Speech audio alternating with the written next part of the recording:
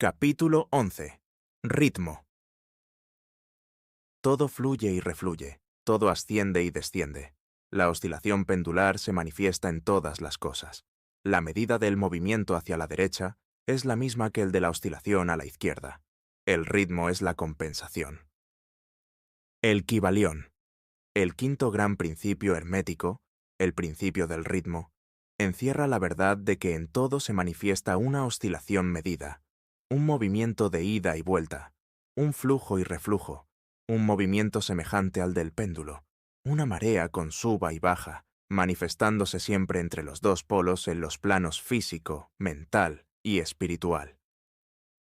El principio del ritmo está estrechamente relacionado con el principio de polaridad, descrito en el capítulo anterior. El ritmo se manifiesta entre los dos polos establecidos por el principio de polaridad. Esto no significa, sin embargo, que la oscilación rítmica vaya hasta los extremos de cada polo, pues esto sucede rarísimas veces. En realidad, es muy difícil establecer los opuestos polares extremos en la mayoría de los casos. Pero la oscilación es siempre hacia un polo primero, y después hacia el otro. Siempre hay una acción y una reacción, un avance y un retroceso, una elevación y una caída, manifestándose en todas las cosas y fenómenos del universo. Moles, mundos, hombres, animales, vegetales, minerales, energías, fuerzas, mente y materia, y hasta el mismo espíritu, manifiestan este principio. El principio se manifiesta en la creación y destrucción de los mundos, en la elevación y caída de las naciones, en la historia de la vida de todas las cosas, y finalmente en los estados mentales del hombre. Empezando por las manifestaciones del espíritu, el todo, se verá que siempre hay una emanación, seguida de absorción, la respiración y la aspiración de Brahma, según dicen los brahmines. Los universos se crean, alcanzan el punto más bajo de materialidad y entonces comienzan la oscilación de vuelta. Los soles nacen, alcanzan la cumbre de su poder, empieza el progreso de su retrogresión y después de eones sin cuento se convierten en muertas masas de materia, esperando otro impulso que imparta en ellos nuevas energías internas y que los lleve a un nuevo ciclo de vida solar. Y así sucede con todos los mundos. Nacen, crecen y mueren, solo para renacer de nuevo. E igualmente sucede con todas las cosas de cuerpo o forma. Oscilan de la acción a la reacción, del nacimiento a la muerte, de la actividad a la inactividad, y de nuevo comienza el ciclo. Lo mismo pasa con todos los grandes movimientos filosóficos, credos de cualquier clase, gobiernos, naciones, etc. Nacen, crecen, llegan a su madurez, decaen, mueren, solo para renacer de nuevo. La oscilación pendular es evidente por doquier. La noche sigue al día y el día a la noche. El péndulo oscila del verano al invierno y de este a aquel.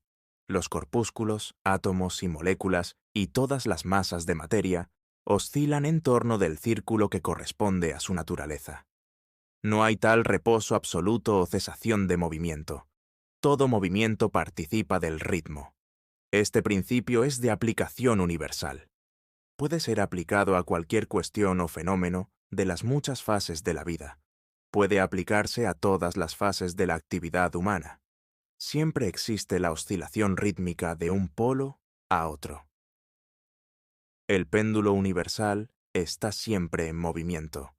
Las mareas de la vida fluyen y refluyen de acuerdo con la ley.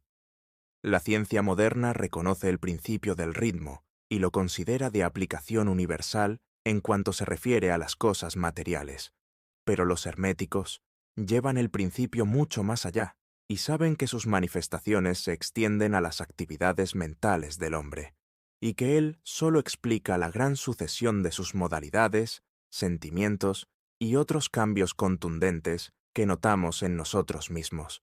Pero los herméticos, al estudiar la operación de este principio, han descubierto el modo de sustraerse a las actividades mediante la transmutación. Los maestros herméticos descubrieron que en tanto que el principio del ritmo era invariable y evidente en todos los fenómenos mentales, había dos planos de manifestación en lo que a los fenómenos mentales concernía. Descubrieron que había dos planos generales de conciencia, el inferior y el superior, y este descubrimiento les permitió elevarse al plano superior, escapando a la oscilación del péndulo rítmico que se manifestaba en el plano inferior. En otras palabras, la oscilación del péndulo se produce en el plano inconsciente y la conciencia no queda, por consiguiente, afectada. A esta ley la llamaron la ley de la neutralización. Su operación consiste en elevar al ego sobre las vibraciones del plano inconsciente de la actividad mental, de manera que la oscilación negativa del péndulo no se manifieste en la conciencia y no quede uno afectado por ella. Es lo mismo que levantarse por encima de una cosa y dejar que ésta pase por debajo de uno. El instructor o discípulo hermético se polariza a sí mismo en el polo requerido, y por un procedimiento semejante a rehusar el participar en la oscilación retrógrada, o si se prefiere, negando su influencia sobre él, se mantiene firmemente en su posición polarizada y permite al péndulo mental oscilar hacia atrás en el plano inconsciente. Todo hombre que en mayor o menor grado ha adquirido cierto dominio de sí mismo realiza más o menos conscientemente, impidiendo que sus modalidades o estados mentales negativos lo afecten mediante la aplicación de la ley de la neutralización. El maestro, sin embargo, lleva esto hasta un grado muchísimo mayor de eficacia y proficiencia, y mediante su voluntad llega a un grado de equilibrio e inflexibilidad mental casi imposible de concebir por aquellos que se dejan llevar y traer por el péndulo mental de sus sentimientos y modalidades. Todo pensador apreciará debidamente la gran importancia del asunto con solo considerar lo esclavo que, en su mayoría, la gente es de su propio estado de ánimo, sentimientos y emociones, y el poco dominio de sí mismo que tienen. A poco que se medite el asunto, se comprenderá cuánto nos han afectado en nuestra vida esas oscilaciones del ritmo. Como a un período de entusiasmo, ha seguido un correspondiente período de depresión. Igualmente, tenemos períodos de valor, que son seguidos de períodos de desaliento y miedo. Y así sucede con todos, o la mayoría por lo menos. Marea de sentimientos y emociones se elevan y caen, pero nunca sospechan la causa de ese fenómeno. Si se comprende la operación de este principio, se obtendrá la clave para dominar esas oscilaciones, y uno podrá conocerse a sí mismo mucho mejor, evitando además el dejarse llevar por esos flujos y reflujos. La voluntad es muy superior a la manifestación consciente de este principio, por más que el principio mismo nunca puede ser destruido.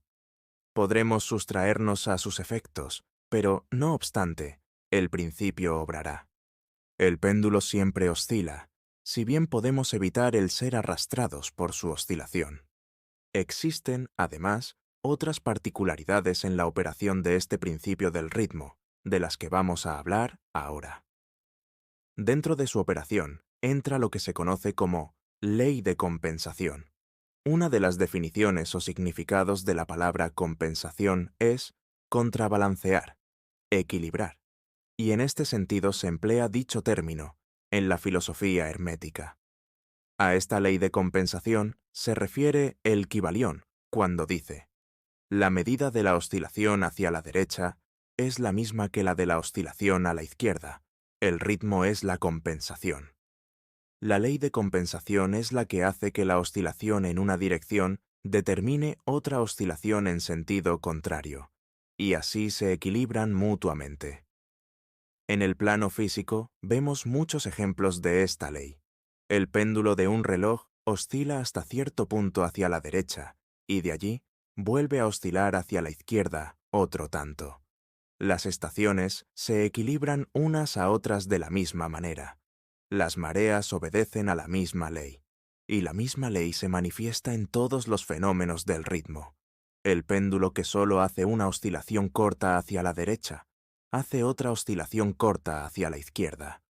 Si la oscilación hacia la derecha es grande, la oscilación hacia la izquierda lo es igualmente. Un objeto cualquiera arrojado hacia arriba tiene que recorrer exactamente el mismo camino de vuelta. La fuerza con que se lanza un proyectil hacia arriba se reproduce cuando el proyectil vuelve a la Tierra. Esta ley es constante en el plano físico, como cualquier referencia a la mayor autoridad científica lo corroborará. Pero el hermético lo lleva aún más allá, y afirma que los estados mentales están sujetos a la misma ley. El hombre capaz de gozar agudamente es también capaz de sufrir en igual grado. El que solo es capaz de escaso dolor, tampoco puede gozar más que escaso placer. El cerdo sufre mentalmente muy poco, pero, en cambio, tampoco puede gozar gran cosa. Está compensado. Por otra parte, hay animales que gozan extraordinariamente, pero también su sistema nervioso y temperamento los hacen sufrir extremos grados de dolor. Igualmente sucede con el hombre. Hay temperamentos que solo son capaces de muy poco goce, pero entonces solo existe, como compensación, una capacidad para soportar muy poco dolor, en tanto que otros hombres pueden gozar intensamente y sufren en igual grado. La regla es que la capacidad para el placer y el dolor en cada individuo está equilibrada. La ley de compensación opera ampliamente aquí también. Pero el hermético va más allá aún en esta materia, y afirma que antes de que uno pueda gozar de cierto grado de placer, es necesario que haya oscilado proporcionalmente otro tanto hacia el otro polo del sentimiento o sensación. El negativo en esta materia precede al positivo, es decir, que al experimentar cierto grado de placer, no se seguirá que haya que pagarlo con un correspondiente grado de dolor. Por el contrario, el placer es la oscilación rítmica, de acuerdo con la ley de compensación, originada por un grado de dolor experimentado previamente, bien en la vida actual o en encarnaciones anteriores. Y esto arroja una nueva luz sobre el problema del dolor. Los herméticos consideran la cadena de vidas como continua, como simples puertas de una sola vida del individuo, de suerte que la oscilación rítmica es considerada en esta forma, mientras que no tendría significado alguno si no se admitiera la doctrina de la reencarnación. Pero, además, el hermético sostiene que el maestro o el discípulo avanzado es capaz, en grado superlativo, de rehuir la oscilación hacia el dolor, realizando el proceso de neutralización a que aludimos anteriormente. Ascendiendo al plano superior del ego, se evitan muchas de las experiencias que llegan a los que habitan en planos inferiores. La ley de compensación desempeña una parte importante en la vida de los hombres, pues se verá que uno generalmente paga el precio de lo que tiene o le falta. Si se posee una cosa, falta otra, y así se equilibra la balanza. Nadie puede guardarse su centavo y tener al mismo tiempo la torta. Todo tiene su lado agradable y desagradable. Las cosas que uno obtiene siempre las paga con las que pierde. El rico posee mucho de lo que al pobre le falta, mientras que el pobre posee cosas que frecuentemente están fuera del alcance del rico. El millonario que gusta de los festines y que tiene la fortuna necesaria para satisfacer sus deseos y asegurarse la satisfacción de su gula, carece del apetito necesario para gustarlos, y envidia el apetito y la digestión del obrero, a quien le falta la fortuna y la inclinación del millonario, gozando más de su sencillo alimento que el millonario sin apetito y con el estómago arruinado. Y así sucede con todo en la vida. La ley de compensación está siempre obrando, equilibrando y contrabalanceando las cosas continuamente, en la sucesión del tiempo, aunque la oscilación del ritmo tarde vidas enteras.